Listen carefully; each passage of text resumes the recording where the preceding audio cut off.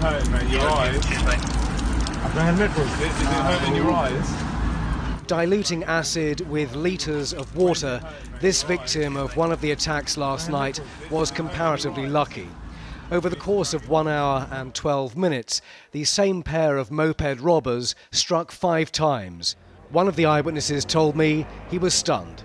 I sound like an old man, but you know, back in the day we didn't have all this sort of stuff. It's just, you know, there seems to be no regard for human life now.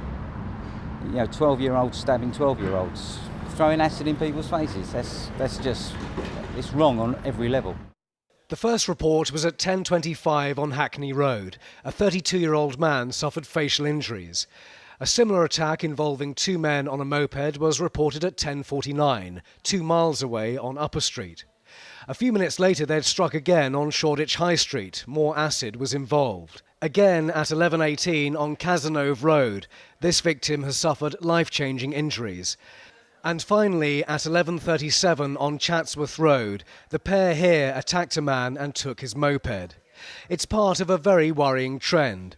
In London alone, the number of attacks with a range of motives has more than doubled. Resham Khan was a victim 3 weeks ago, and 3 years ago so was Darren Pidgeon. He was targeted in a road rage incident in Essex and will bear the scars for a lifetime. What's your message to somebody who's travelling around right now with a bottle like that in their car or moped? Just don't do it. It ruins people's lives, and you know what I mean. It's just not nice, you know. It's just not a nice thing to do. They've got to live with it as well when they do it.